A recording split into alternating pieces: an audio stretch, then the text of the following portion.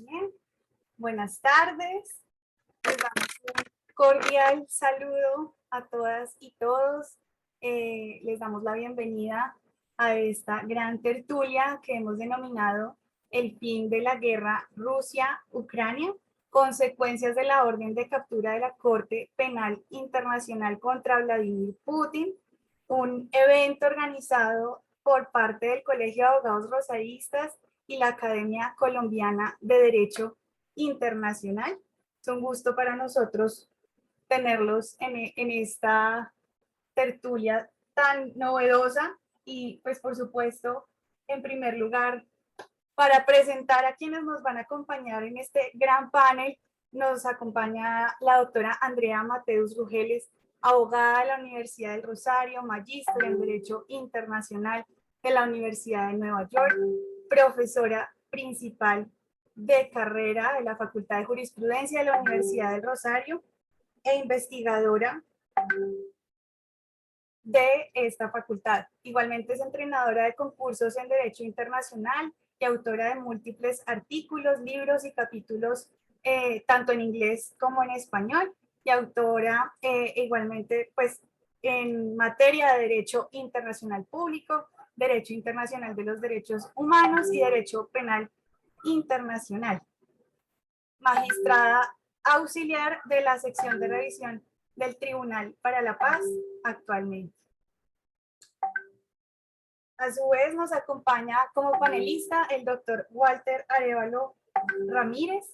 quien es profesor principal de carrera académica de la Universidad del Rosario, máster en Derecho Internacional, asistente de investigación en la Stetson University College of Law. Igualmente es especialista en Derecho Constitucional, abogado y politólogo de la Universidad del Rosario, doctor en Derecho summa cum laude de la Universidad del Rosario, investigador postdoctoral visitante, igualmente director local del proyecto Bridge de la red Jean Monnet de la Comisión Europea. Él también ha sido tutor de la Academia de Derecho Internacional de La Haya, fellow del programa de difusión y perfeccionamiento del Derecho Internacional de la Oficina de Asuntos Legales de Naciones Unidas, igualmente miembro de la Universidad de Copenhague, miembro del Anuario Colombiano de Derecho Internacional, del Consejo Académico de la Revista Iberoamericana de Derecho Internacional y de la Integración. También es secretario general, actualmente presidente de la Academia Colombiana de Derecho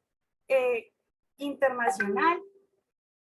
Es profesor en el curso de formación diplomática de la Academia Diplomática Augusto Ramírez Ocampo del Ministerio de Relaciones Exteriores de la República de Colombia, codirector de la especialización en Derecho Internacional de la Universidad del Rosario y director de la Red Latinoamericana de Revistas de Derecho Internacional. Igualmente, como moderador nos acompañará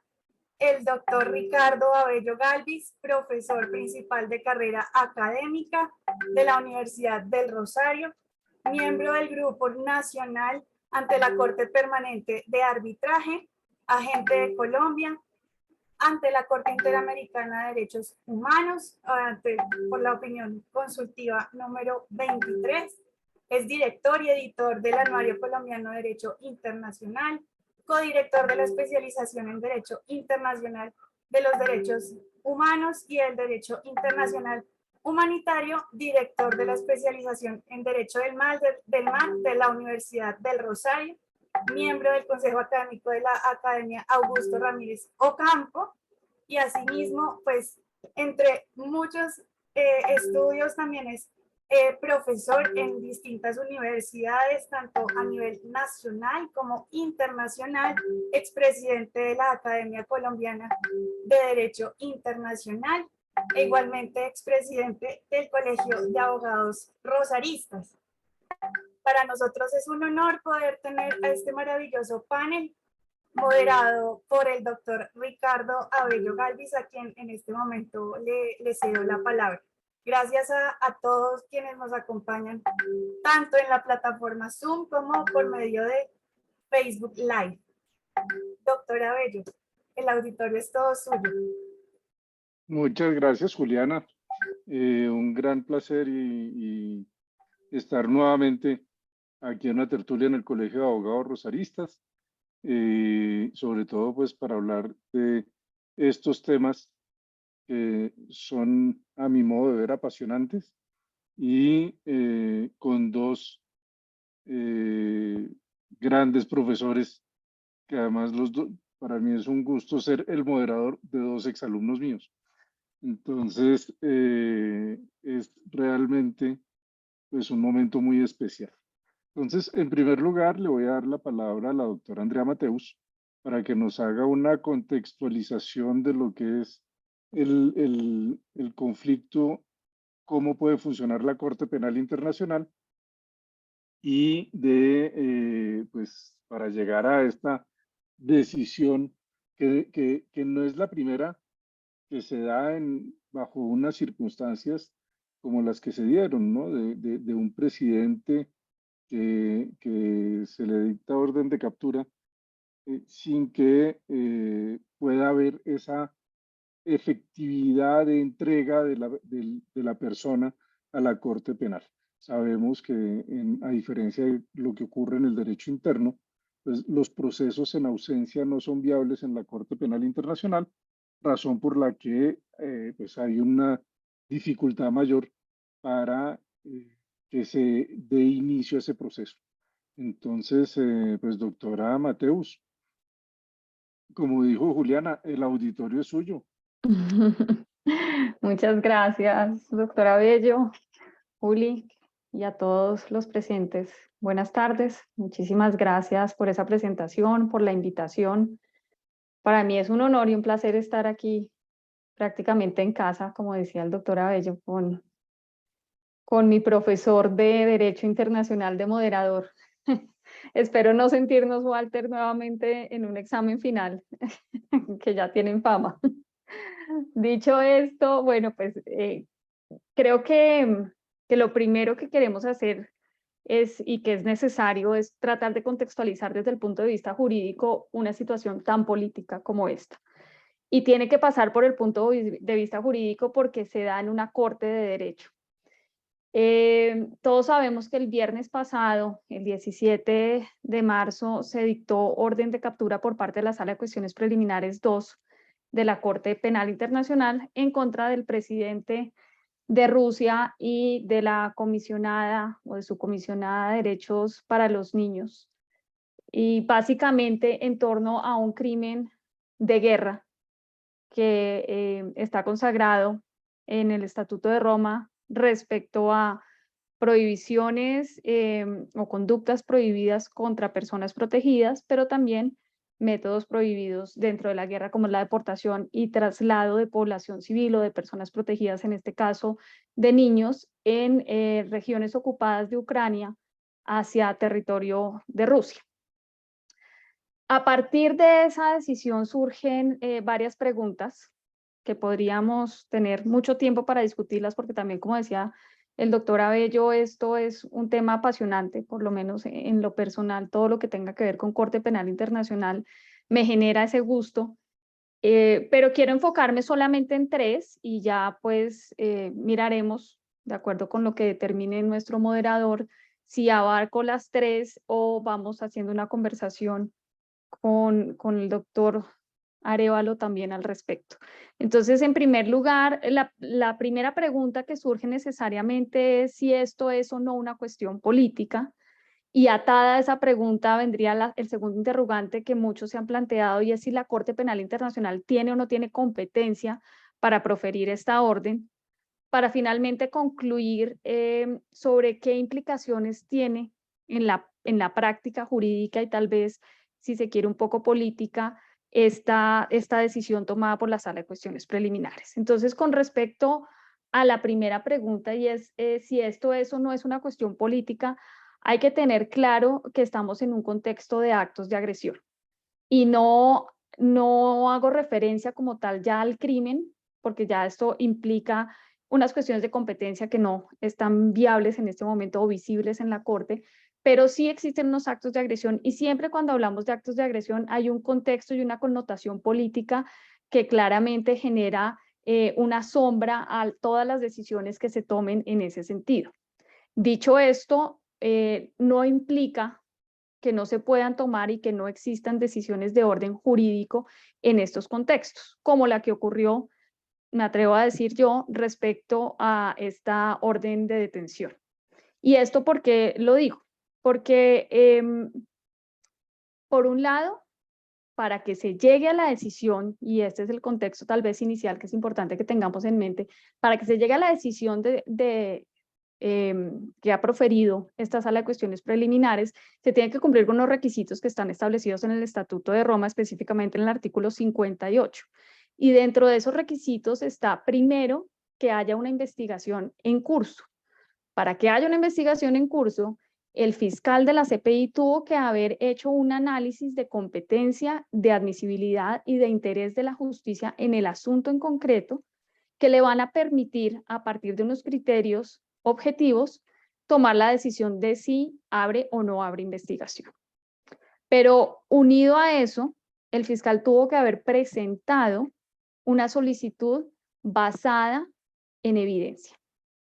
Y aunque no conocemos el contenido de esa solicitud, ni conocemos el contenido de la decisión de la sala de cuestiones preliminares, sabemos que efectivamente por algunas de las declaraciones que ha hecho el fiscal, están encaminados esos soportes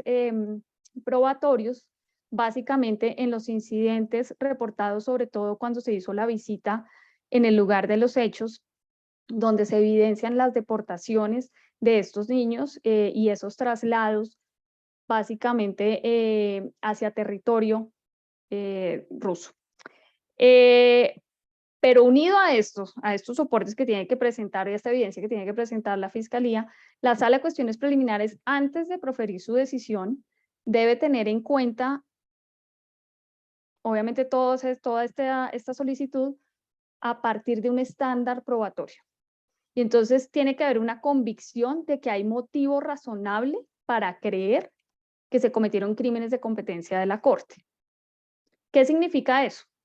Significa que si bien no estamos en el estándar probatorio más alto porque no estamos en juicio, tampoco estamos en un estándar probatorio de mera sospecha.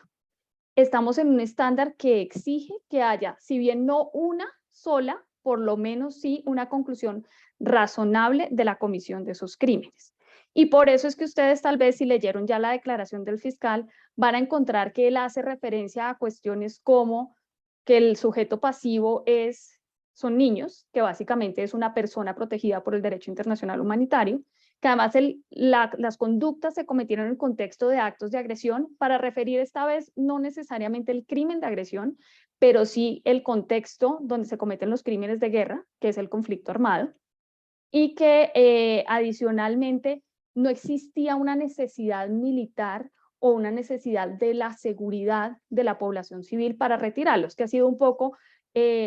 muy somera la argumentación que ha planteado Putin cuando se ha pronunciado al respecto, y es qué hacemos con estos niños que quedan por ahí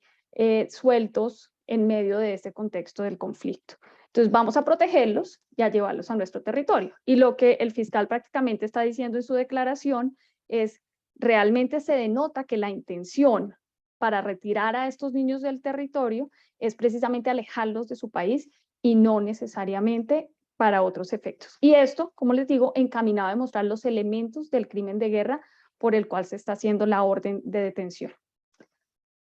Por último, se tiene que hacer una verificación de los tres o uno de los tres requisitos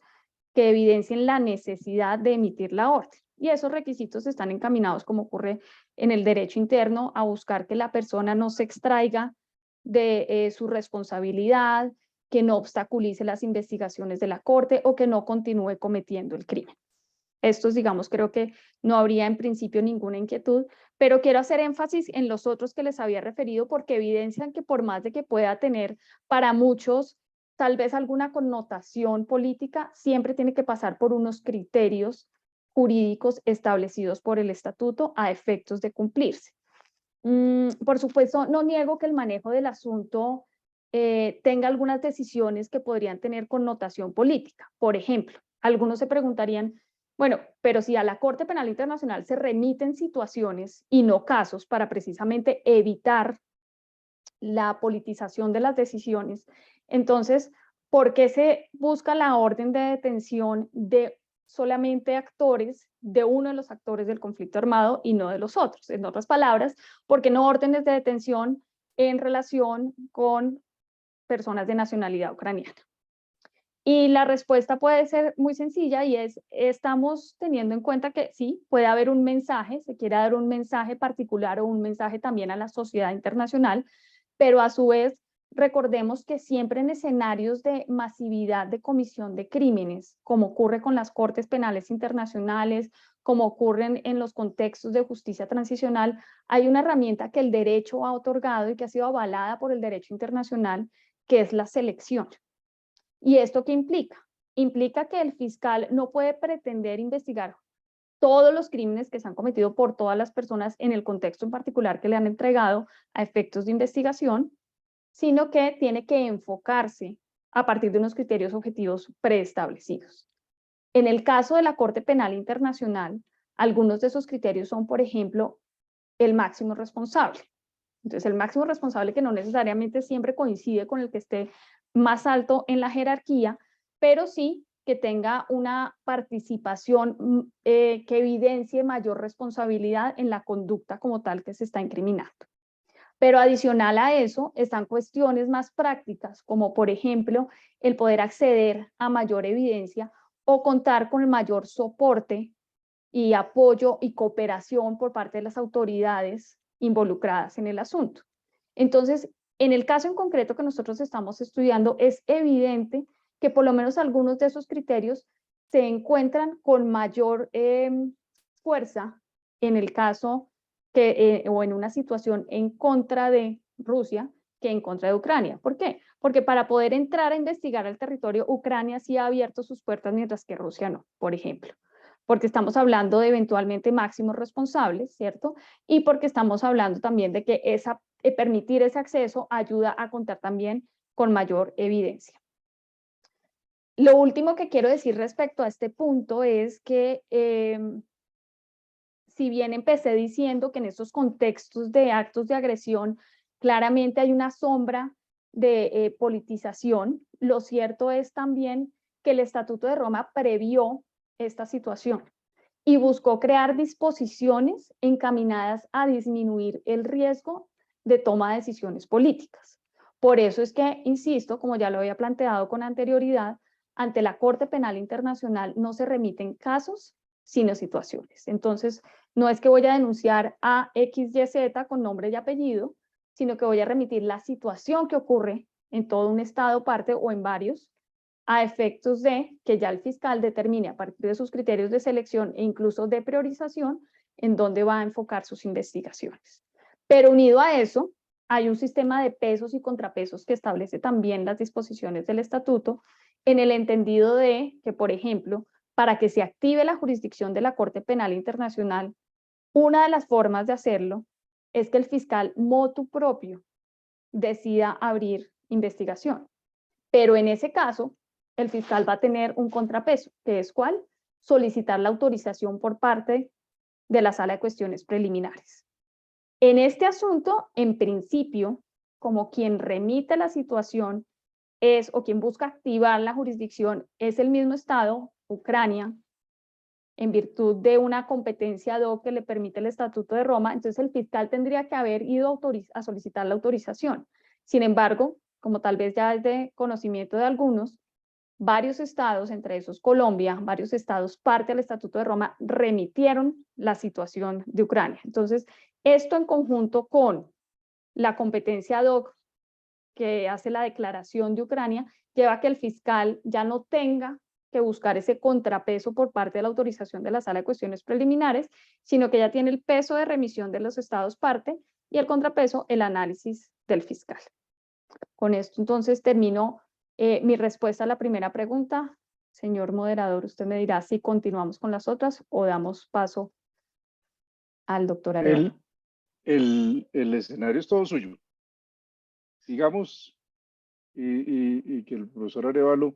intervenga al final con esa visión político-jurídica que él maneja. Perfecto. Perfecto. Entonces, claro este punto, pasamos a la segunda pregunta. Y la segunda pregunta sería, ¿tiene o no tiene competencia la Corte Penal Internacional para proferir esta orden de captura? Tal vez también han escuchado ustedes que la respuesta inicial por parte de Rusia es estas órdenes son nulas, ¿cierto? Y son nulas porque no es un Estado parte al Estatuto de Roma. Todos sabemos que cuando hablamos de tratados, la palabra central, como siempre les digo a mis estudiantes, es voluntad, ¿cierto? Es la voluntad de los Estados, o en su caso de las organizaciones internacionales, de obligarse por medio de ese tratado. En el caso del Estatuto de Roma no es distinto. Se requiere la voluntad del Estado para llegar a darle competencia a la Corte, en principio cuando se es Estado parte del Estatuto. Pero ni Ucrania ni Rusia son Estado parte. Entonces, ¿por qué en este caso sí diríamos que podría existir competencia por parte de la Corte para estos efectos? Bueno, la primera respuesta ya se las anuncié y es cuando en virtud del artículo 2, el numeral tercero, el Estatuto de Roma permite que un Estado que no quiere hacerse parte del Estatuto lleve ante la Corte un asunto en concreto para conocimiento de ella. Entonces, esto es lo que se conoce como la cláusula del 12.3 o la competencia ad hoc de la Corte. Ucrania hizo esto y Ucrania lo reiteró, no solamente en el 2014, sino posteriormente en el 2015, mediante una declaración en la que inicialmente, la del 9 de abril de 2014, señaló que la Corte Penal Internacional tendría competencia por los actos cometidos en su territorio desde el 21 de noviembre de 2013 hasta el 22 de febrero, si no estoy mal, de 2014.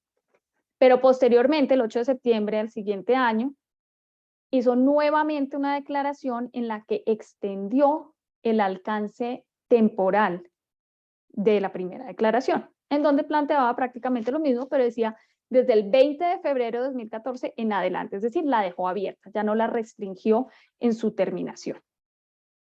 Entonces, con base en esto, como les decía anteriormente, el fiscal podría ya decir, ok, voy a iniciar una investigación. Como ocurre en la Corte Penal Internacional es que cuando se remite información,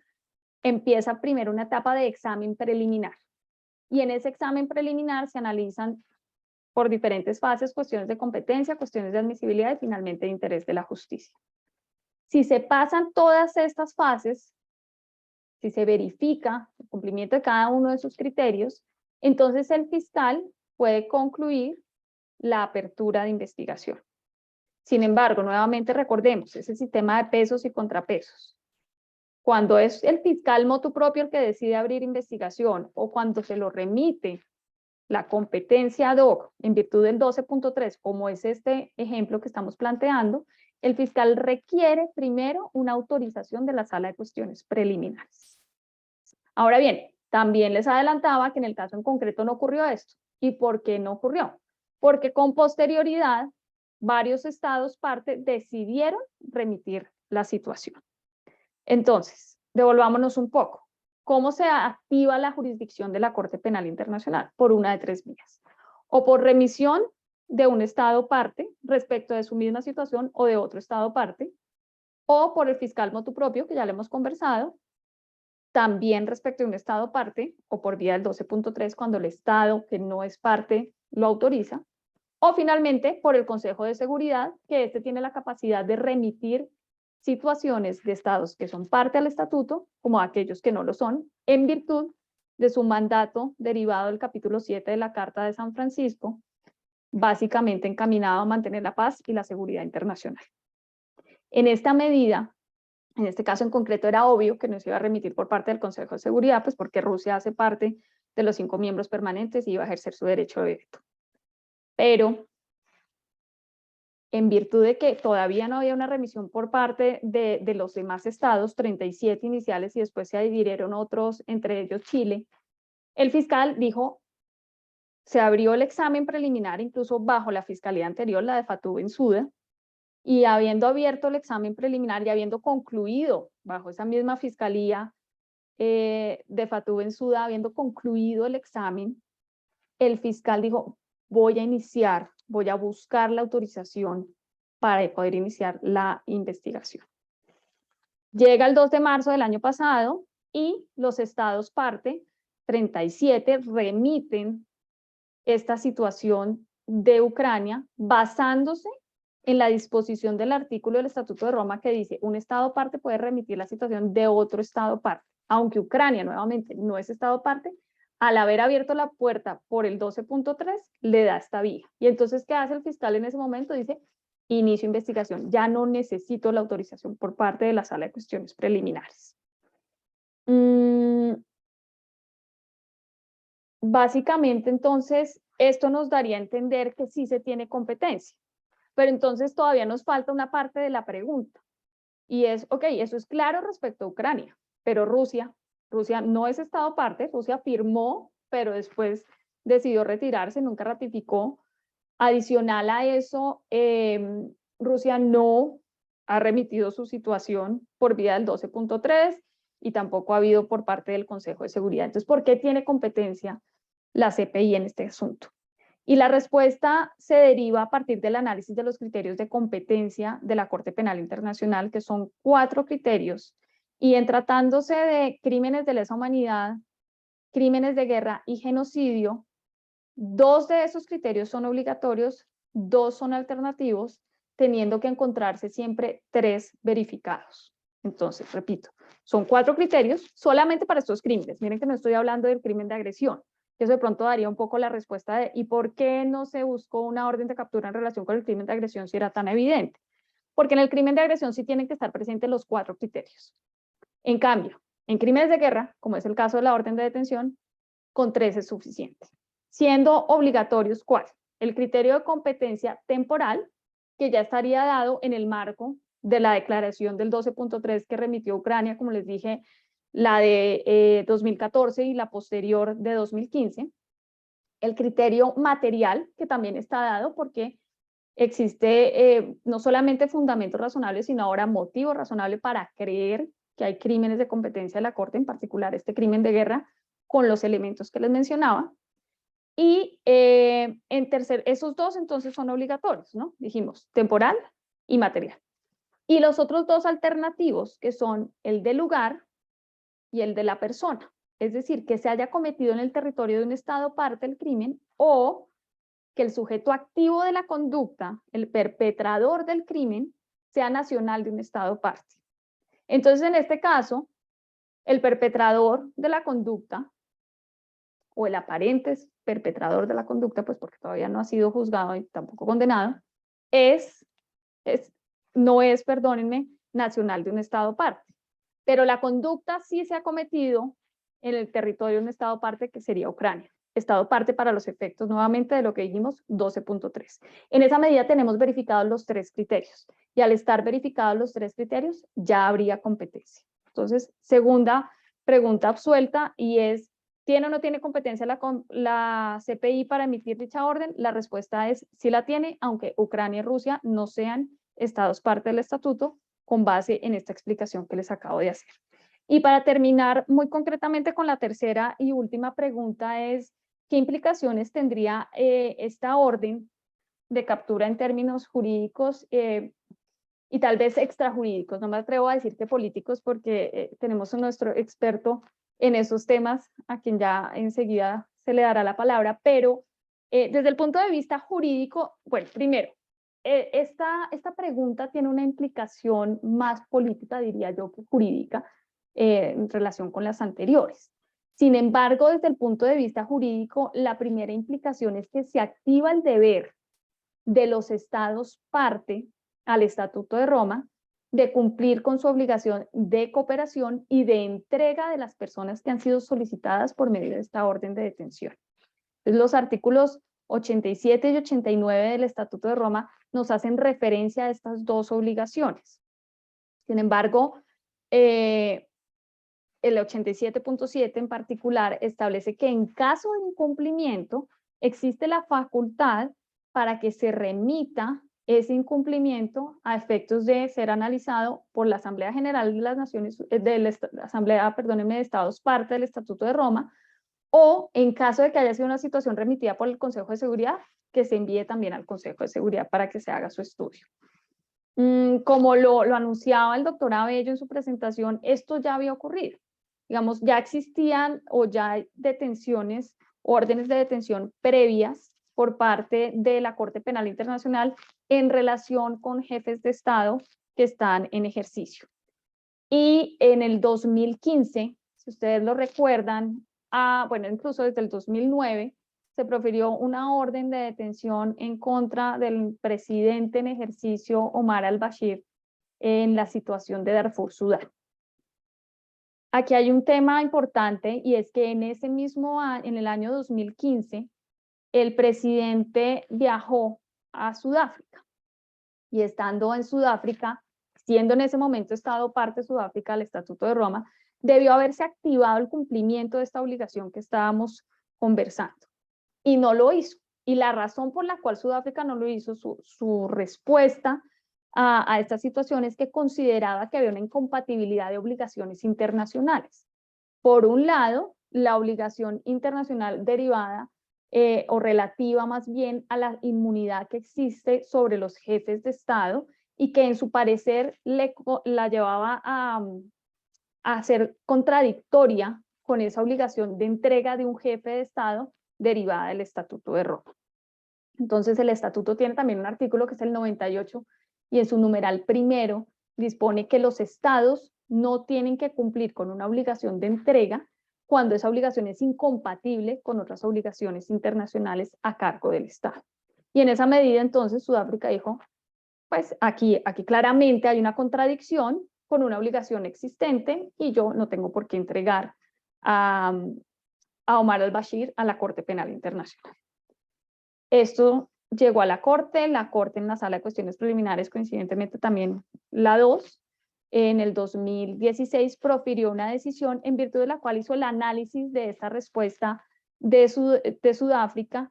y concluyó que con el hecho de la existencia del artículo 27 del Estatuto de Roma, se entiende que esta obligación sí existe a nivel internacional y que queda superada esa inmunidad en relación con jefes de Estado. El artículo 27 del Estatuto de Roma nos está planteando básicamente que no hay inmunidad para las personas en razón del cargo. Es decir, que ante la Corte Penal Internacional pueden y deben responder los jefes de Estado si han cometido crímenes de la competencia de la Corte. No solamente los jefes de Estado, pero pues para el caso en concreto, esa sería su aplicación.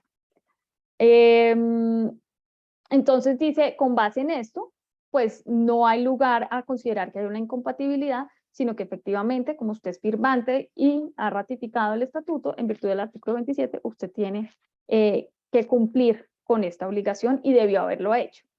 No decidió, sin embargo, remitir la situación a la Asamblea General ni al Consejo de Seguridad por dos razones. Una expresamente establecida en esta decisión que les digo, y es que básicamente dentro del ordenamiento jurídico interno se inició un proceso y un análisis por parte de las Cortes Nacionales Sudafricanas para determinar si tenía o no tenía el deber de haber detenido a Omar al-Bashir cuando estaba en su territorio y haberlo entregado a la Corte. Y la conclusión de estas dos decisiones internas es que efectivamente tenía ese deber y que actuó en contra de sus obligaciones internacionales. Entonces, la Sala de Cuestiones Preliminares en esa decisión dice, nada saco remitiendo esto a la Asamblea de Estados parte o incluso al Consejo de Seguridad, porque la actitud de Sudáfrica es que ya entendió que efectivamente tiene el deber, ya se corrigió por lo menos jurídicamente hablando y pues en este momento ya la persona no está en su territorio como para hacerlo efectivo. Pero igualmente ocurre que si nosotros vemos en la 15ª reunión de Asamblea de Estados parte, celebrada en La Haya en noviembre de 2016, hay un reporte respecto a las remisiones que se hicieron con ocasión de dos estados, uno de esos Uganda, no recuerdo en este momento, se me va el otro, en los que también habían incumplido esta obligación respecto al mismo jefe de Estado que había estado en su territorio cuando ya se había proferido la orden de captura y no lo habían entregado ante la Corte. En esa medida, básicamente lo que se dice en esas actas de esa reunión es que a pesar de que se remitió al Consejo de Seguridad, en virtud de que el Consejo de Seguridad fue el que activó la competencia, la jurisdicción de la CPI en esa situación en particular, porque Sudán tampoco era Estado parte, a pesar de que se le remitió al Consejo de Seguridad, el Consejo de Seguridad no tomó ninguna acción. Como no tomó ninguna acción, pues esto también obviamente lleva a que la misma sala de cuestiones preliminares diga, bueno, ¿para qué voy a seguir intentando por esta vía si no estoy encontrando un eco o un apoyo por parte incluso de quien fue el mismo que remitió la situación, ¿cierto? Entonces, en esta medida uno podría decir que desde el punto de vista jurídico existe esa obligación, desde el punto de vista de la materialización o ejecución de la misma, existen interrogantes claramente por estos ejemplos anteriores, pero yo creo, y con esto termino, que la respuesta no puede ser en cuanto a las implicaciones solamente pretendiendo que se ejecute o que se materialice esa orden. ¿Por qué? Porque claramente la decisión va mucho más allá. En mi parecer, y esto es especulando porque no conozco ni al fiscal ni la decisión que tomó, pero en mi parecer el fiscal está buscando hacer por lo menos tres cosas. Por un lado, visibilizar una conducta que podría pasar desapercibida frente a conductas o fenómenos más evidentes como puede ser el ataque generalizado a la población civil, ¿cierto? Como puede ser utilizar cierto tipo de armas,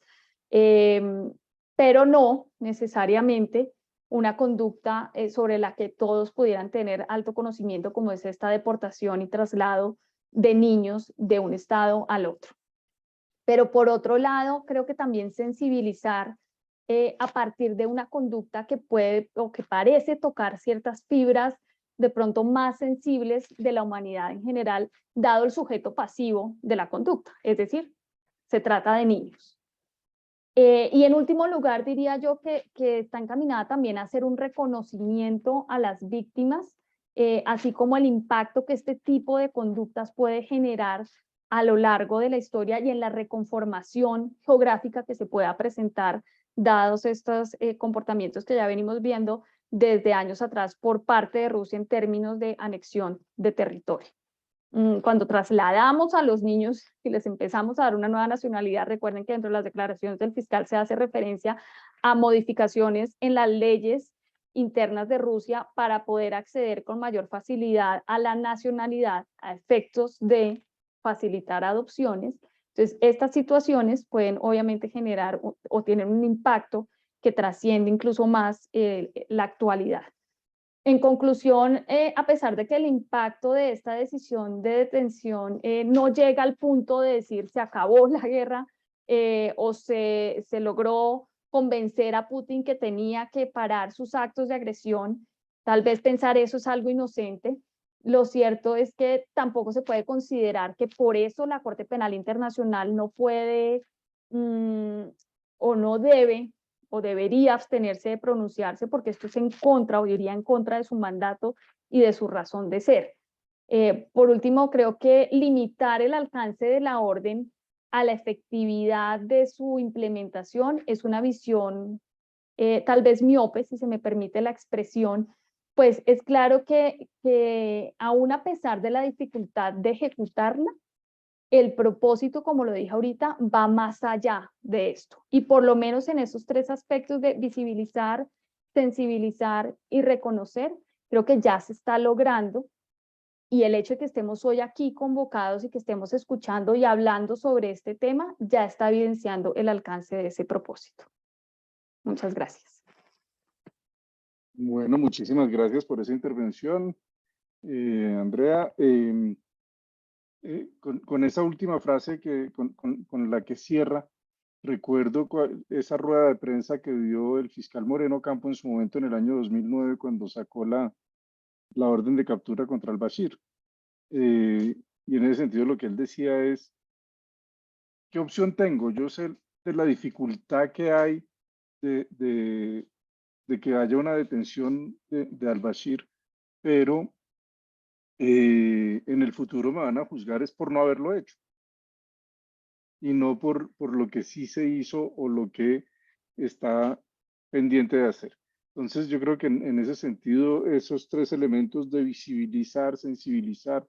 y ese reconocimiento creo que son fundamentales. Antes de empezar con el diálogo, entonces le voy a dar la palabra al profesor Walter Arévalo para que nos hable también de esa orden de captura que hubo contra Vladimir Putin y contra María Alexeyevna Lvova-Belova. Creo yo que además eso tiene una circunstancia, un alcance que también hace muy especial esta orden de detención, sobre todo teniendo en cuenta que, según tengo entendido, que la siguiente orden que dio Vladimir Putin después de la firma de ese decreto fue precisamente que pues ella quedaba depuesta de sus funciones como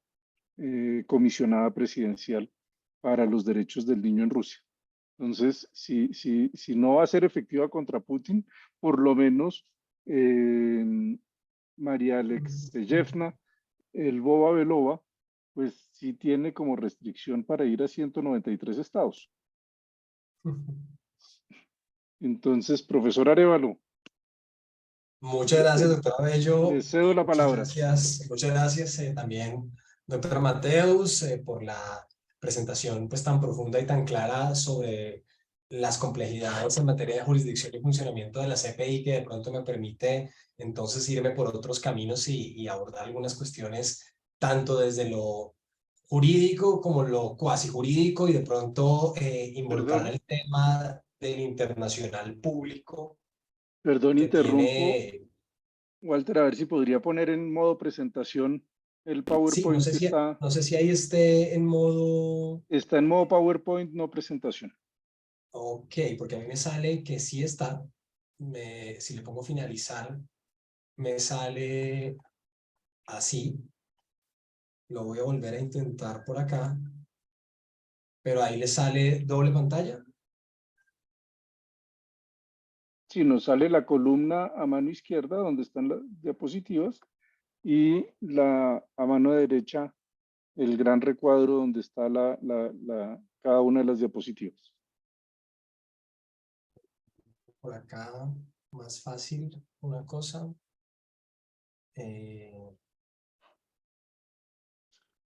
Listo, creo que ya logro.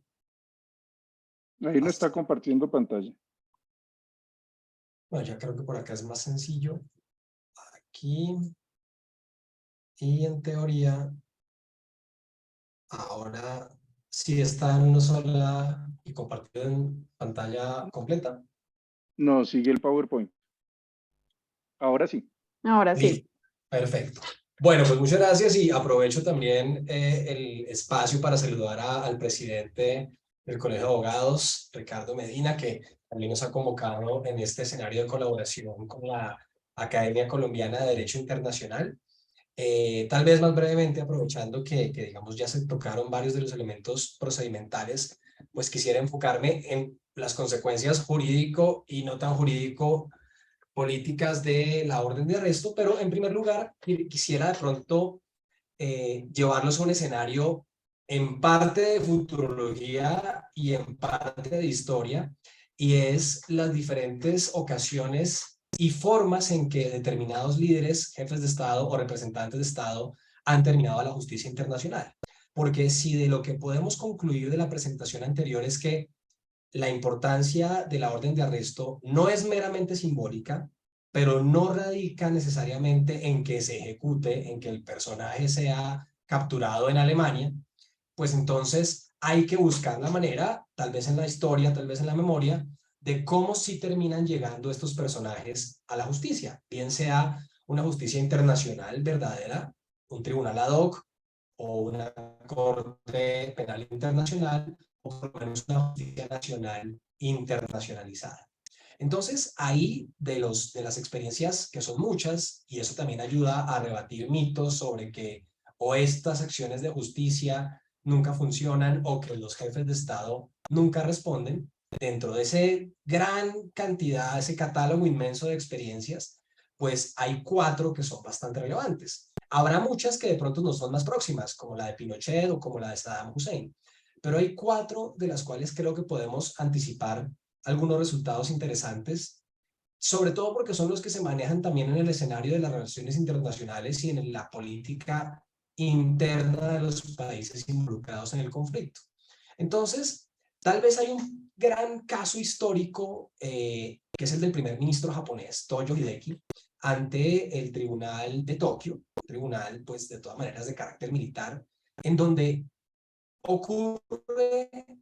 una particularidad que es interesante para el caso Rusia, y que podría ser interesante para el caso de Rusia como conflicto y no necesariamente como procedimiento ante la CPI. La particularidad de ese caso es que la renuncia a el combate, la rendición, viene de una autoridad distinta al primer ministro. En el caso del tribunal para Tokio y en el caso de la Segunda Guerra Mundial, pues viene de lo que en ese momento era para ellos una autoridad divina, que era el emperador del Japón. Pero eso no impide que, si hacemos traslaciones a la modernidad del caso, pueda existir el fenómeno de la disidencia, que ya se maneja dentro de la sociedad rusa, dentro de la cual ya hay pues manifestaciones populares, gente que está siendo encarcelada por oponerse al conflicto, como también pues la desaparición de algunos líderes políticos dentro del Kremlin que han empezado a oponerse al desarrollo en la guerra de Rusia. Lo que genera interés para los efectos de la orden de arresto de ese caso, de que un orden civil declare que el país se rinde o que declare que el país termina el conflicto, es que en efecto son vencidos, algo que probablemente sea muy difícil en lo militar en la situación actual de conflicto con Rusia, pero esa rendición moral y esa rendición civil y ese vuelco de la opinión pública del país en contra del conflicto genera un fenómeno importante ante el Tribunal de Tokio, y es que los militares mismos son los que entregan a Hideki al tribunal, porque la lista de MacArthur, el general que ejecutó el tribunal en Tokio, incluía muchísimas personas, incluía primeros ministros anteriores y posteriores, pero dentro del juicio son los generales los que dan los elementos para el juzgamiento y posterior ejecución de Hideki. Un fenómeno adicional e interesante es que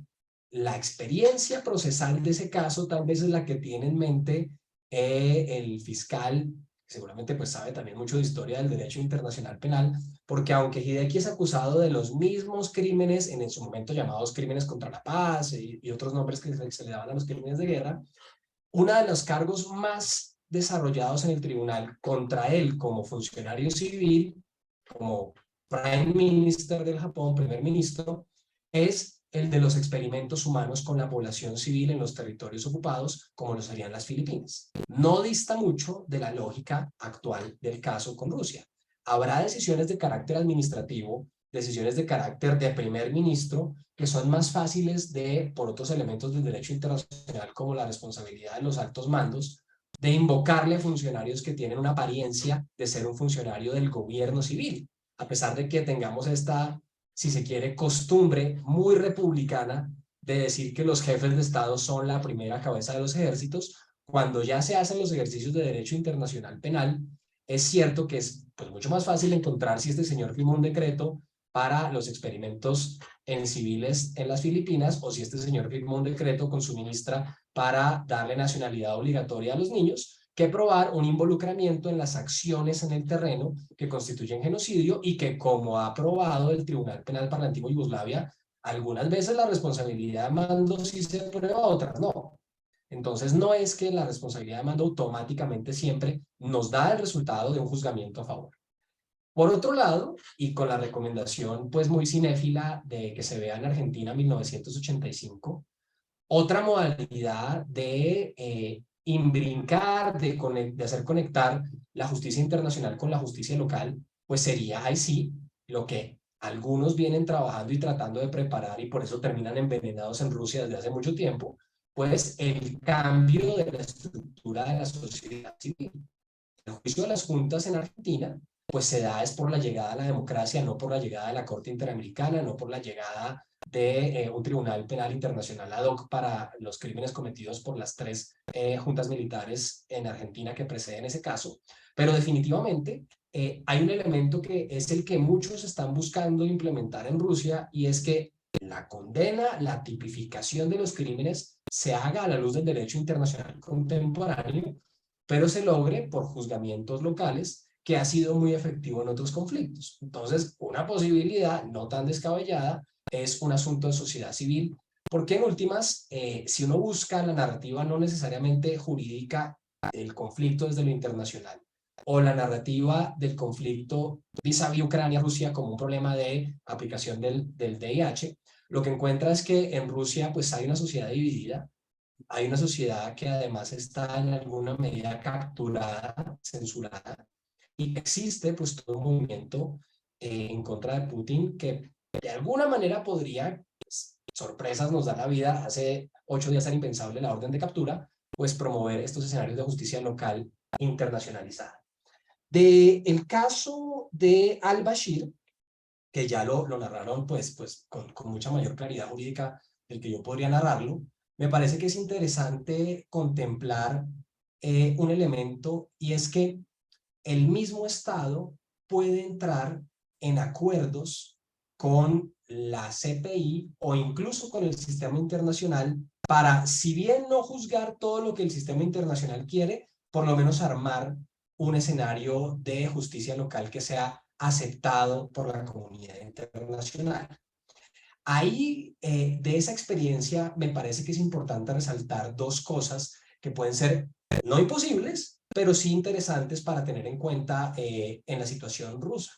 Hagan de cuenta que la forma de tumbar a Putin en Rusia o de lograr esos escenarios de justicia no es a través de la llegada de un gobierno democrático o de una rendición pacífica en donde el mismo perpetrador acepta sus crímenes, sino a través de un golpe militar de un grupo narcoterrorista. Porque básicamente eso es lo que sucedió en Sudán. Fíjense cómo las lecturas de quiénes son actores legítimos cambian en distintos momentos. Necesariamente la CPI aceptó, por lo que ustedes quieran, pero el grupo que tumba a al-Bashir es una organización terrorista y está apoyando a los militares que le hacen un golpe de Estado, una situación que de todas maneras tiene algo de condena en el sistema internacional, y esa combinación de agentes estatales paraestatales genera la aceptación después de que va a ser juzgado en Sudán, Darfur, porque no va a ser juzgado internacionalmente. Primera situación paradójica. Pero la segunda situación paradójica es que el indictment, la razón por la cual es buscado internacionalmente es por crímenes internacionales y el juicio interno es corrupción. Entonces, no estamos tampoco en un escenario donde sea imposible que el valor simbólico, y por eso, como lo decía el doctor Abello y la doctora Mateus, es importante que exista, porque después de pronto se logre más bien, como lo buscan las potencias en algunos momentos, hacer un trade-off y decir, listo, en algún momento saldrá del poder y a lo mejor será investigado por colusión y podrá ser investigado por crímenes contra la administración pública o por otras cosas que los estados contemplan cuando se trata de juzgar internamente a sus jefes de estado en ese compromise tan complejo que se hace cuando no se quieren presentar ante la comunidad internacional. Finalmente, el caso de Bemba Gombo lo traigo a colación porque pues para mí es un caso paradigmático en una circunstancia que en este caso podría ser muy compleja y muy cruel, y es que podría funcionar la orden de arresto, podría terminar capturado, podría darse el procedimiento ante la CPI y además podría salir absuelto. Porque es que justamente en el caso de Bemba Gombo ocurre pues una cosa bastante compleja, y es que la Cámara de Apelaciones de la misma Corte Penal Internacional, justamente siguiendo los estándares que un juicio penal necesita, pues tuvo que declarar que se le absolvía porque no se podía probar ese asunto de la cadena de mando frente a los crímenes de los cuales se le acusaban. Tanto así que el caso Bemba se desarrolla después en una segunda etapa, llamada etapa de Bemba 2, donde el problema es el asunto de la manipulación de testigos dentro del caso. Entonces, no necesariamente, además, que la orden de arresto funcione, que al señor, como le ocurre a Bemba Gombo, lo capture un estado parte y lo capturen en Bélgica y realmente quede frente a la CPI. Eso no significa, porque estamos hablando al fin y al cabo de un juicio, de una institución penal, no significa que es que la orden de arresto implica que los jueces ya lo condenen. Hay que tener en cuenta que hay una relación interna de poderes y funciones organizacionales, como enseña el derecho de las organizaciones internacionales, en donde el fiscal puede pedir y el juez tiene que dar o no dar. Entonces, ese es paradigmático porque se usa mucho el caso de Bemba Gombo para explicar que sí lo pueden coger, que sí lo pueden capturar en Bélgica, pero ¿qué tal que, bueno, después tienes que igual ejercer todos los pasos del juicio? Con ese contexto de las situaciones internacionales que han acompañado a los jefes de Estado, pues les traigo algo que encontré hoy sobre una declaración de un ministro alemán, el ministro de Justicia Buschmann, en donde dijo: Alemania está obligada a arrestar a Putin si entra al territorio alemán y además entregarlo a la Corte Penal Internacional. Uno haría que lo que dijo el ministro de Justicia Buschmann hubiera sido, sobre todo en Alemania, por su involucramiento en distintos momentos del conflicto, pues ovacionado y aceptado totalmente. Y curiosamente, y así quisiéramos, por supuesto, ni más faltaba que estuviéramos haciendo una defensa de lo contrario. Pero fíjense que apareció, como bien lo anticipaba la doctora Mateus, un debate interno político en el Bundestag si este señor debía haber dicho eso o no. Si en realidad había necesidad de que se manifestara en ese sentido, por razones internas alemanas que ya vamos a ver, pero además porque es que los estados, al fin y al cabo, que se alimentan de la aplicación de los principios internacionales y que son sus reglas de juego, no necesariamente siempre están contentos cuando hacen algo en contra de un principio que también les sirve. Y Alemania también se sirve día a día, y para sus actuaciones internacionales como las de todos los estados, del principio de la inmunidad de los jefes de Estado y de la inmunidad del Estado en sí mismo. Entonces apareció pues una teoría que complejiza un poco la interpretación del artículo 27 del Estatuto de Roma, y es que en el caso de todas maneras de Rusia hay que tener en cuenta que no solamente no es parte en el sentido de que hubiera denunciado, sino que es un Estado que formalmente nunca lo fue, porque lo que hizo fue firmar y retirar la firma. Eso en un periodo de 2000 a 2016. Y desde el punto de vista, insisto, desde el derecho internacional público, desde el derecho internacional clásico, no desde el derecho internacional penal, que tiene unos derroteros diferentes específicos, se ha preguntado, no la comunidad de derecho internacional penal, sino alguien que aplique la Convención de Viena sobre el derecho de los tratados, si esta es más bien una obligación erga omnes partes, que solo tiene efectos pacta tertis, es decir, que sea una obligación que solo se pudiera ejecutar, ojo, ni siquiera entre estados en manera horizontal, sino que es una obligación de un estado parte frente a los órganos de la organización internacional. No hablando de que, por supuesto, las atrocidades deben ser juzgadas, las atrocidades deben ser perseguidas, y que obviamente alguien que cometa atrocidades no debería invocar ni una inmunidad funcional, ni una inmunidad absoluta, ni la inmunidad del Estado. Pero aparece en los debates la pregunta de que si esa obligación más bien no es una obligación de uno frente a la comunidad internacional en su conjunto y que le pueda aplicar a estados no parte, sino más bien una obligación pacta tertis que se le pueda aplicar de un estado parte a otro o de un estado parte a la Corte. Eso implica entonces que fíjense cuál es la lectura de ese artículo. Si el artículo dice las inmunidades y las normas de procedimiento especiales que conlleve el cargo oficial de una persona con arreglo al derecho interno o al derecho internacional no obstarán para que la Corte ejerza su competencia sobre ella, muchos estados las leen como una obligación más bien estado fiscal, estado cámaras de juzgamiento. Y que entonces, claro, una cosa es decir que el fiscal trate de buscar por encima de la invocación de la inmunidad personal la captura o el juzgamiento, y otra cosa, que un Estado, parte o no parte, vaya a incumplir las obligaciones que considera consuetudinarias en materia de inmunidad del jefe de Estado frente a un Estado no parte. Entonces ya aparece esa pregunta y pues además entonces se abre un debate de carácter de fuentes de derecho internacional y es como una obligación convencional interpartes podría borrar una costumbre de carácter internacional consuetudinaria, pues que además le lleva un par de añitos, como 2000. Entonces, no es, digamos, totalmente tranquila la posición. Entiéndanme la diferencia de pensamientos, que yo quiero que lo capturen, por supuesto. Que yo les cuente que hay estados que internamente tienen el debate, es otra cosa. Pero entonces fíjense que ahí aparece justamente ante esa posibilidad de interpretarlo desde el derecho internacional público y no desde los desarrollos de algunos tribunales internacionales, pues el problema que ya la doctora Mateus presentaba desde el artículo 98. Y es que si esa interpretación del Pacte Atertis es la que uno le aplica al artículo anterior, pues entonces por algo es que existe el 98.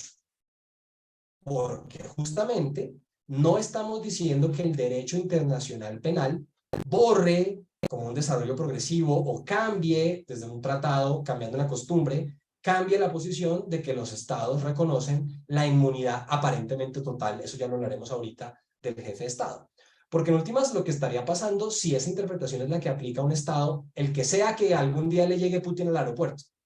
estaríamos entonces diciendo que más bien podrían decir, no, un momento, y es que el 98 lo que hace es reconocer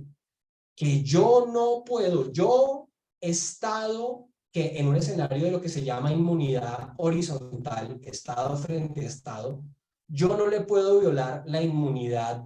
del Estado invocada en carácter personal en el jefe de Estado a Rusia. Entonces, ahí hay un problema de lo que se llaman inmunidades jurisdicción horizontal, cuando un Estado actúa sobre otro, bastante complejo, porque pareciera que el mismo estatuto reconociera las dos cosas, promoviera el juzgamiento de los jefes de Estado entre Estados parte y a sus órganos que los juzguen, pero también acepta, y por eso es que alguien escribió el tratado, y acuérdense que los tratados los escriben los que nos violan. De todas maneras, alguien acá está diciendo, ojo, que es que la inmunidad del jefe de Estado existe y es una razón absoluta para no ejercer las obligaciones de, por ejemplo, detención, las obligaciones de cooperación con la Corte, porque es que miren que el chapó, el título del artículo hace referencias a la cooperación, no que al crimen no existe, no que al crimen no deba ser investigado. Entonces, con eso en mente, pues yo pondría de presente un problema aún mayor, y es que, por ejemplo, Alemania está invocando ese principio en un caso, o lo invocó ante la Corte Internacional de Justicia. En el caso de inmunidades jurisdiccionales del Estado, que digamos ya tuvo una serie de etapas y que sigue siendo complejo para los estados europeos, que todavía tiene en controversia a Italia y Alemania, Alemania ya dijo exactamente esto. Alemania ya invocó la idea de que ante los tribunales internos, ante acciones, por ejemplo, civiles, acciones que puedan degenerar en asuntos penales, disciplinarias, tanto en el ámbito personal de los jefes de Estado, tanto en el ámbito de la inmunidad del Estado, como en la inviolabilidad de los bienes del Estado, la inmunidad es plena. Y lo peor es que la Corte Internacional de Justicia, otra corte, por supuesto, le dijo que sí. Le dijo que sí en tal nivel, que le dijo que es que no había forma de que Italia, por ningún argumento, ejerciera acciones civiles reflejo de acciones en busca de reparación por graves crímenes en la Segunda Guerra Mundial contra bienes alemanes en territorio italiano, porque justamente ante los tribunales nacionales, como estamos hablando de jurisdicción horizontal, prima la doctrina de la inmunidad plena del jefe de Estado y del Estado. Entonces, fíjense que eso tiene un efecto práctico y es que entonces Alemania quiere decir, yo sí quiero cumplir el tratado, yo sé que el tipo cometió crímenes, yo debo cumplir como Estado parte, le debo cumplir al fiscal tal vez una orden, pero frente a otro Estado del sistema tiene que decir, claro, la costumbre que nos cobija es que yo no puedo hacer un acto doméstico, como decirle a la Bundespolizei, vaya y lo coge, que eso necesita un acto doméstico, porque ese acto doméstico, no la orden de arresto del fiscal, ¿me hago entender? Viola el principio de las inmunidades absolutas del jefe de Estado en el formato de jurisdicción horizontal. Y tanto así, que entonces, ¿qué tal que Rusia se presentara como demandante ante la Corte Internacional de Justicia para demandar a un Estado que busque ejecutar la orden de captura del fiscal, diciendo, ah, bueno, como Alemania demandó a Italia, yo demando a Alemania, yo demando al que sea, porque me están violando un principio de derecho internacional. Claro, habría que obviamente cumplir los criterios de la competencia de la CIJ, y en este caso fue un convenio intraeuropeo de solución de controversias, pero no estamos en un mundo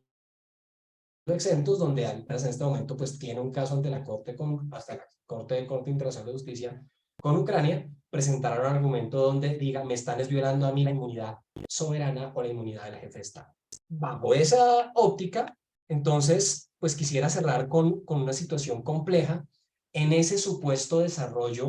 de lo que la inmunidad significa o no.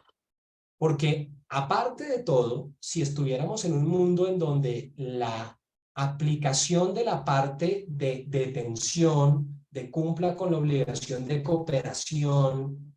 de la orden de arresto, depende de la interpretación de hasta dónde van las inmunidades del jefe de Estado en el derecho internacional penal, el problemón es que tenemos dos estándares que todavía coexisten y que justamente pasan, como ocurre en el derecho internacional público, que se crean cuando tribunales de distinta estirpe deciden sobre lo mismo. Entonces los dos estándares son el estándar que está en la Carta de la Conferencia de Londres, la llamada Carta de Nuremberg, que es el documento que le da orden y le da funcionamiento al Tribunal de Nuremberg,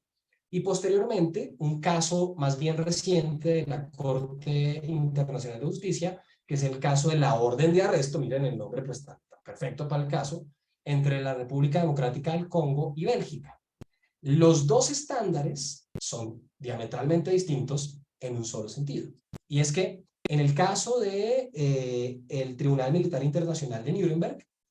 se dice expresamente que no hay inmunidad ración en materia de los jefes de Estado, ni inmunidad ración personal, que la invoquen personalmente, por crímenes de guerra o por los 3 crímenes internacionales grandes que estaban codificados en ese escenario. Y que cuando Nuremberg actuó, a pesar de lo que invocaban las partes o lo que decían algunos de los defendidos, no actuó porque se hubiera dado un waiver nacional a la inmunidad, como diciendo, la misma Alemania renunció a la inmunidad y dejó que los juzgaran. Esa era parte del discurso de los defendidos para otras cosas un poco más técnicas y complicadas en materia de nullum crimen sine lege y demás cosas, pero la aclaración que hace el tribunal es que para el ámbito personal no hay inmunidad por crímenes de guerra, por crímenes contra la paz, lo que ellos llamaban en su momento, y por lo que en su momento el tribunal militar en Nuremberg llamó actos preparativos para la guerra, que sería, salvo que la doctora Mateus me corrija, lo que hoy llamamos el crimen de agresión, porque más o menos ese era como el más cercano equivalente en el tribunal de Nuremberg. Así entonces, pasan cosas raras en el tribunal de Nuremberg que sí permiten decir no tiene inmunidad ni para el juzgamiento ni para la orden de arresto. Y es que bajo esa premisa, el jefe de Estado en Nuremberg es un combatiente. El jefe de Estado en Nuremberg es un combatiente más que no puede invocar su inmunidad como jefe de Estado a título personal por esas conductas y que además, si lo fuera a hacer, se le diría que pues la colisión no existe, porque si quisiera uno invocar, por ejemplo, el mismo Rusia, el artículo 98 del estatuto, incluso no siendo parte, le dirían, no, para esto no hay inmunidad personal. Lo complicado es el otro modelo. En la sentencia de 2002, en el caso de la orden de arresto entre la República Democrática del Congo y Bélgica, curiosamente, la misma Corte Internacional de Justicia sí vuelve sobre la institución de la inmunidad plena. Y además desarrolla una especie de dictum, no se sabe si es parte final de la decisión, si es un comentario, si es un sustento aparte de la decisión, además una decisión absolutamente jurisdiccional, en donde dice que, ojo, sí existe la inmunidad plena del jefe de Estado, que esa es la que se invoca frente a los jueces nacionales cuando hacen actos nacionales a través de instrumentos nacionales, y que entonces, si la aplicación de la orden de arresto entre los dos estados necesariamente se tiene que dar a través de un mecanismo nacional, pues entonces, justamente, un Estado que está en esa situación tratando de arrestarlo diría, ah, no, yo estoy violando la inmunidad, yo estoy violando la inmunidad plena y tengo además el derecho dentro del estatuto a invocar el 98, pero no como una colisión, sino como la cláusula que me saca del problema de decir, no, miren, yo muy CPI y todo, pero mejor no capturo, porque es que yo no quiero violar la inmunidad plena del jefe de Estado. ¿Y dónde está esa inmunidad plena? En una sentencia de 2002. Entonces, digamos que aparece una situación compleja para los posibles estados en donde el señor les llegue, pues que ya sabemos que no les va a llegar, que es para también el asunto. Para finalizar, quisiera complementar muy brevemente lo que la doctora Mateus decía sobre esa característica particular de la orden de arresto de versar sobre la deportación, que yo creo que es una buena jugada y es una buena forma de utilizar tanto el estatuto como las órdenes de arresto, porque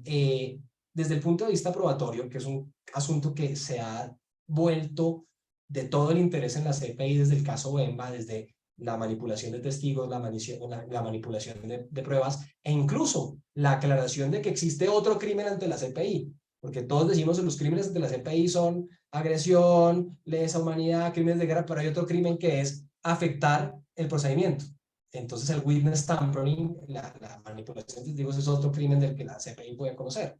y de pronto puede conocer hasta de Putin sobre ese crimen. Pero entonces, fíjense cómo la deportación ya como acto administrativo, como si uno fuera el villano que lo hace, es supremamente sopesada desde las manos del acusado en el nivel probatorio. Yo encuentro documentos públicos de Rusia sobre eso, yo encuentro los pasaportes, yo encuentro los sellos, yo encuentro los edictos, yo encuentro los decretos. No es un debate probatorio del talante, los videos de los drones ucranianos tratando de mostrar cómo las tropas rusas violan el principio de distinción. Entonces que se abra un debate del valor de la prueba, de quién la aporta, de si está manipulada. Acá es como encontrarse la ley 100 y decir, mire, es que tú dices República de Colombia. Sencillo.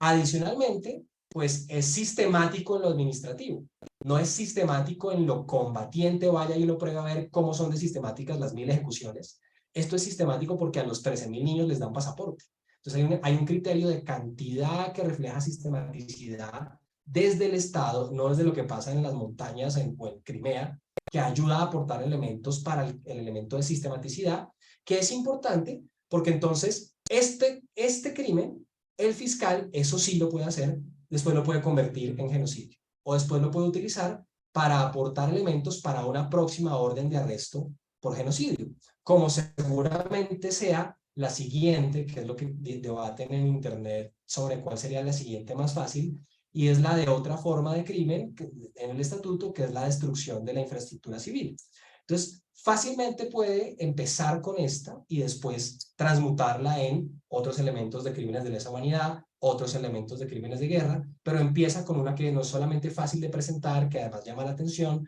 internacionalmente, sino que además es fácil de construir ya como una acusación formal cuando lo que sea que pase llegue hasta una de las cámaras de juzgamiento. Pero además es importante porque si sabemos que los rusos van a decir lo que digan, era importante que aunque negaran la aplicación del estatuto, se les presentara el primer caso como una aplicación de los convenios de Ginebra. La deportación está en los convenios de Ginebra que la misma Rusia ha invocado, porque es que Rusia, en su concepción propia, autónoma del conflicto, equivocada, lo que ustedes quieran, pero lo que ha dicho es que muchas de las cosas que hace, las hace por los convenios de Ginebra y que además las hace supuestamente para defender a una población que está dentro de Ucrania de un supuesto genocidio ucraniano. Si ese es el juego de palabras ruso, el hecho de que la deportación y conductas afines estén en los convenios de Ginebra, que Rusia sí está invocando, pues desencaja la posible defensa y le da elementos a la fiscalía pues para sostener internacionalmente la existencia de la orden. Esos serían como los comentarios que yo tenía por compartir y de nuevo pues muchas gracias al moderador, a la doctora Mateus, a Juliana y al presidente y a los asistentes. Bueno, profesor Arévalo, muchísimas gracias por esta intervención. En este sentido, pues yo siempre recuerdo una vieja publicidad que salía en la radio y en televisión que hacía referencia a que tarde que temprano su televisor será un Philips. En ese sentido, pues uno piensa siempre en, por ejemplo, en los tribunales de Camboya, donde se buscó juzgar a Pol Pot por los crímenes que se había cometido a finales de los 60, comienzos de los 70, y pues finalmente es uno de esos los tribunales como más recientes, tribunales ad hoc que fueron creados, tardíamente creados, pero tarde que temprano su televisor será un Philips, y pues ya al momento en que se iba a juzgar a Pol Pot por esos crímenes, pues él falleció ya de viejo, pero se iniciaron procesos contra algunos de sus subalternos que eran parte de los Gemeres Rojos en ese momento. Lo mismo podríamos decir de Milosevic, de Slobodan Milosevic, que finalmente, cuando hay ese cambio de régimen en Yugoslavia, también fue entregado a el Tribunal Penal para la antigua Yugoslavia y muere también en prisión sin poder ser juzgado. Pero digamos, tarde que temprano esa justicia llega, o por lo menos se les está dificultando la tarea y visibilizando lo relativo a los crímenes que están siendo cometidos, y en este sentido, pues yo realzo la posición de tanto de lo manifestado por Andrea como por Walter, de primero visibilizar, sensibilizar y reconocer esos crímenes, que era lo que manifestaba Andrea en su presentación, y con relación a lo dicho por Walter de se fueron por un crimen que es con un fácil elemento probatorio, ¿no? En la medida en que pues, es medible y se puede realizar. Y yo insistiría también en el hecho de que son dos órdenes de arresto. Entonces, contra Putin será complejo, pero contra María Alexeyevna Lvova-Belova, pues seguramente será mucho más fácil y no tiene ese elemento de inmunidad de jefe de Estado que sí podría tener Putin. De todo esto, pues a mí me sigue quedando la duda con relación al artículo 98 y el artículo 27, y cómo debe ser interpretado ese artículo 98, ¿no? Recordando pues que Colombia también ha sido objeto de discusión de ese artículo 98 con relación a ese tratado celebrado con posterioridad a la entrada en vigor del Estatuto de Roma para Colombia, en el que celebra un tratado con los Estados Unidos, otorgando precisamente esa inmunidad a soldados y contratistas de los Estados Unidos, entiéndase contratistas como mercenarios. Entonces, bajo esa perspectiva, creo que hay mucho todavía para interpretar y para analizar de ese artículo 98 y analizado también con relación a ese artículo 27. Entonces,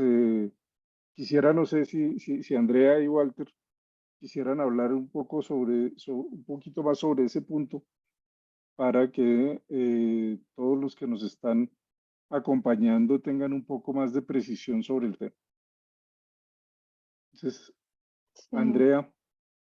gracias. En realidad, sí es un tema complejo porque tenemos que pensar precisamente en el escenario en el que surge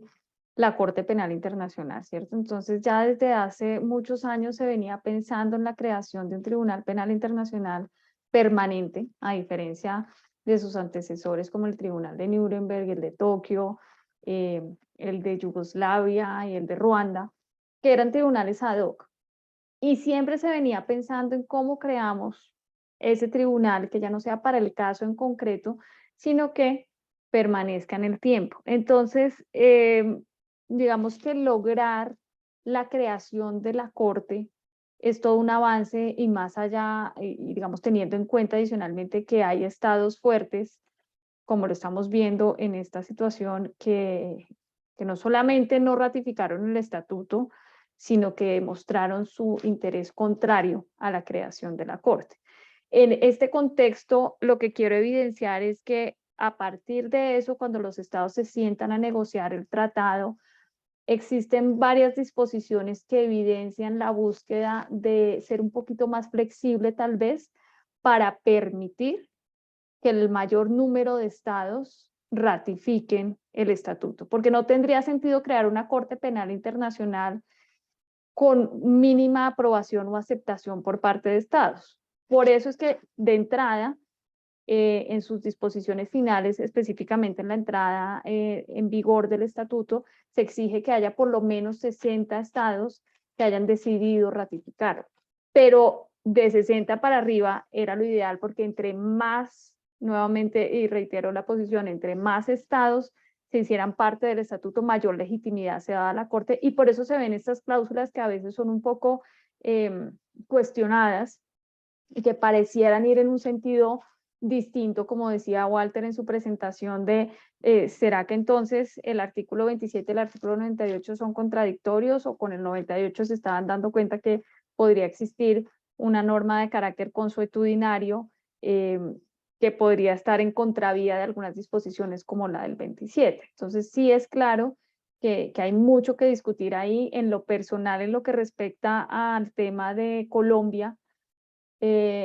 Colombia lo que hace es distinto al escenario que estamos planteando aquí en términos temporales, ¿no? Porque Colombia, después de ratificar el estatuto, es que celebra el acuerdo con Estados Unidos. Entonces ahí para mí la cuestión ya es más un tema de si estoy cumpliendo de acuerdo con el Pacta Sunt Servanda Bona Fides, estoy actuando de buena fe al firmar ese acuerdo posterior a que ya existía la obligación que me recaía en virtud del Estatuto de Roma, para entonces no entregar a estos nacionales de ese Estado, sino extraditarlos, no entregarlos a la CPI, sino extraditarlos al Estado, en particular Estados Unidos. Entonces creo que ahí la situación para mí es claro, nos evidencia la particularidad de lo que abre el artículo 98, y aunque obviamente Colombia no está de acuerdo conmigo, para mí hay sí una vulneración del Pacta Sunt Servanda Bona Fides. Pero yo sí estoy de acuerdo con usted. Estamos de acuerdo, realmente. No, sumando a lo que Walter. dice la doctora Mateus, yo agregaría solo una perspectiva sobre el problema, y es tal vez una perspectiva de carácter institucional en el sentido de las organizaciones internacionales, y es, sumándonos a lo que ya hemos dicho, el fiscal tenía que sacar la orden por una gran cantidad de razones que no solamente obedecen al mismo estatuto y a su función, sino además a situaciones de el posible futuro o no de la justicia internacional penal. Una de ellas es que ya circulaba en el Consejo de Europa, circula el proyecto de un tribunal especial para Ucrania. Y circulan dos propuestas, además las dos defendidas por colectividades bien complejas de las comunidades europeas que tienen pues un poder decisional grande, y son una para decir habrá un tribunal penal especial para Ucrania, y otra habrá un tribunal penal especial para el crimen de agresión. Las dos propuestas sobre la mesa, pues entonces, si lo vemos desde lo institucional, un segundito nos salimos de, claro, la preocupación por lo que es el crimen, pero para el fiscal también constituye una presión pues operativa inmensa. Y no es que yo esté diciendo que entonces el señor actúa solo cuando se le va a acabar el trabajo, sino más bien es ver cómo él tiene que en el contexto internacional frente a la crisis, que reaccionar de una manera que le sea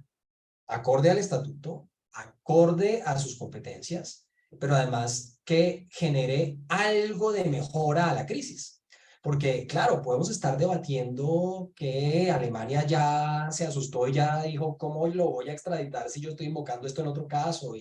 Y todas esas posibles elucubraciones. Pero, por ejemplo, también algo del problema recae en Ucrania. ¿En qué sentido? No es que Ucrania sea victimario, ni más faltaba, sino que entonces Ucrania sin duda va a reforzar, de todas las cosas tan complicadas que tiene que resolver en medio de un conflicto y del cual es víctima en un contexto de una ocupación, pues seguramente esto lo motive a reforzar lo que sea, que seguramente es mucho en las condiciones en las que está, a favor de los niños, por ejemplo los huérfanos, los niños abandonados por la conscripción que tuvo que hacer, pues de básicamente convertir a la mitad de las familias en ejército, una medida pues entendible en medio de una ocupación. Y pues además las posibles repatriaciones o la búsqueda de menores expatriados. Entonces, también le genera una presión institucional Ojo, no estoy diciendo que Ucrania sea victimario de nada, sino al contrario, le genera una presión institucional en un campo donde pues Ucrania se tiene que movilizar. Ahora, hay un elemento que me parece interesante también para contemplar desde el punto de vista de Ucrania, y es que pues yo no estoy seguro que Ucrania quiera entrar en la situación de que juzgue nacionalmente todos estos crímenes, que también lo está haciendo,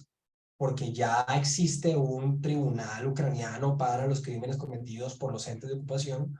pero hacerlo solo no significa que es que entonces no haya actividad internacional.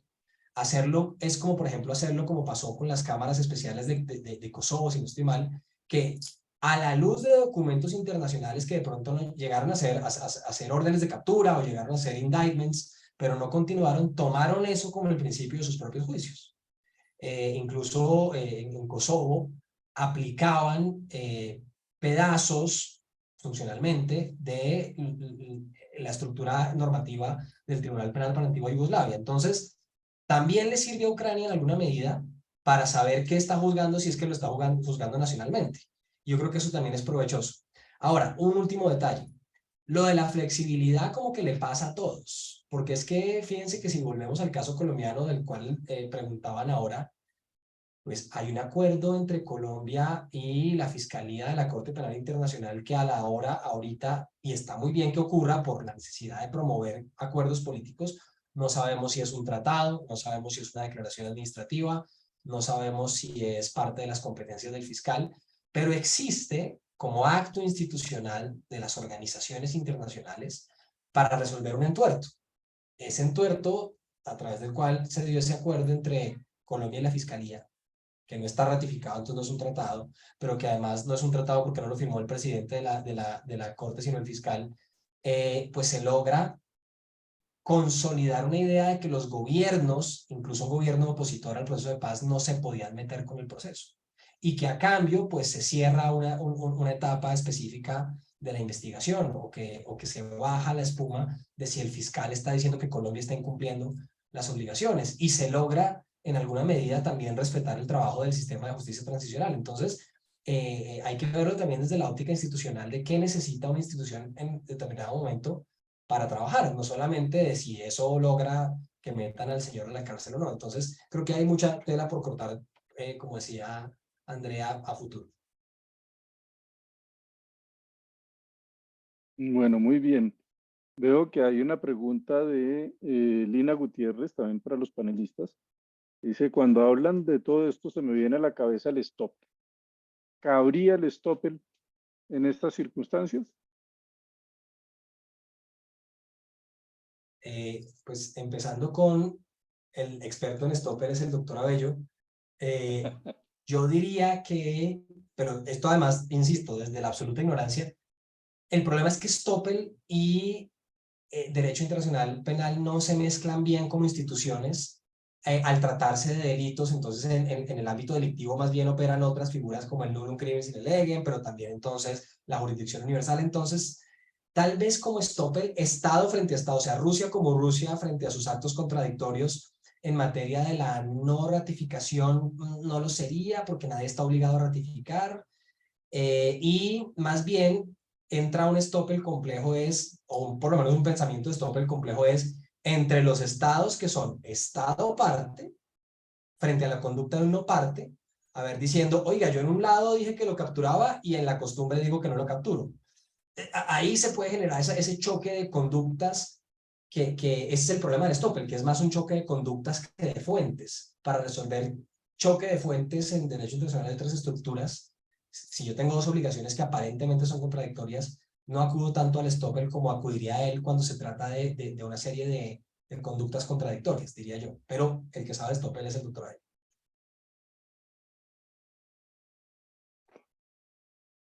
Andrea. No, estoy de acuerdo con Walter en que el experto en temas de Stoppel y del que aprendimos Stoppel y que podemos seguir aprendiendo durante muchas horas de Stoppel es el doctor Abello, pero quiero sencillamente, digamos, complementar un poco lo que ha planteado Walter, y es que efectivamente ante la Corte Penal Internacional, digamos, no procedería ese escenario. De pronto, y lo pensaría cuando hablábamos y cuando yo les decía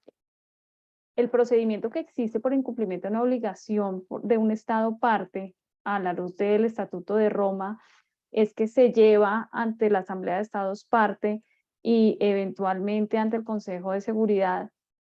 Digamos, obviamente ese escenario no presentaría tampoco el Stoppel, pero pensando en una forma de hacer más efectiva esta solución que plantea el estatuto y que ya ha evidenciado que en la práctica no ha sido muy acogida ni muy efectiva,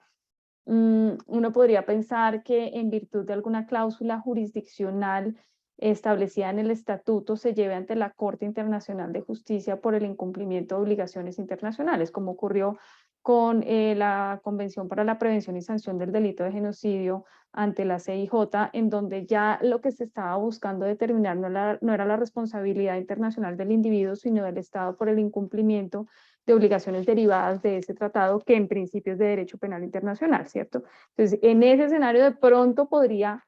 caber un poco más esa idea, pero nuevamente por responsabilidad internacional del Estado y no ante la Corte por el incumplimiento de la obligación derivada de este tratado. Pero, doctora Bello. No, yo creo que ahí en cada situación hay que mirar cuál es ese cambio de posición jurídica para la obtención de un beneficio propio, ¿no? Y creo que en ese sentido, pues tocaría mirar cada caso en concreto, pero efectivamente frente a una tipicidad, pues el tema es muy difícil de que realmente se logren marcar. No sé si haya más preguntas de parte del público. Lina Gutiérrez, que agradece. De nada, Lina. Y pues si no hay más preguntas de parte del público, pues le cedo yo la palabra en este momento a nuestro secretario Leonardo, que ya no lo veo en la... Ah, Leonardo Leal, sí, aquí está. Doctora Bello, muy buenas noches. ¿Me escuchan bien? Sí. Sí, perfecto, Leonardo, muchas gracias. Listo, muchas gracias, doctora Bello. Entonces, gracias a la benevolencia de Juliana que me permitió realizar el cierre de tan exitosa tertulia y siendo muy concretos, ya viendo la hora, a modo de cierre queremos, en nombre del Colegio de Abogados Rosaristas, dar un gran agradecimiento a la doctora Mateus, al doctor Abello y al doctor Arevalo por aceptar la invitación realizada por nuestro querido presidente Ricardo Medina para el desarrollo de la presente tertulia. Igualmente queremos agradecer a todos los asistentes, a quienes invitamos de una vez a los próximos eventos a realizar por el Colegio de Abogados Rosaristas, los cuales les estaremos comunicando por Facebook, por Instagram y por el correo que tengamos registradas en nuestras bases de datos. Entonces, no siendo nada más, en nombre del Colegio de Abogados Rosaristas, quiero darles una feliz noche para todos y que estén muy bien. Hasta luego. Bueno, Muchas gracias, Leonardo. Muchas gracias. Gracias a todos. Y no, qué bueno poder encontrarnos por aquí. Por ejemplo, vi que hace un rato, pero ya no está. Estaba presente Elena Hernández, compañera mía de promoción, que está viviendo en Canadá como nuestro presidente, Ricardo Medina también. Entonces, de verdad que estos escenarios son maravillosos para poder encontrarnos de una forma más sencilla y con un manejo del tiempo mucho más eficaz. Muchas gracias a nuestros panelistas, muchas gracias al Colegio de Abogados Rosaristas por esta invitación y nos seguimos viendo en nuestras tertulias. Feliz noche para todos y para todas. Feliz noche, muchísimas gracias. Gracias.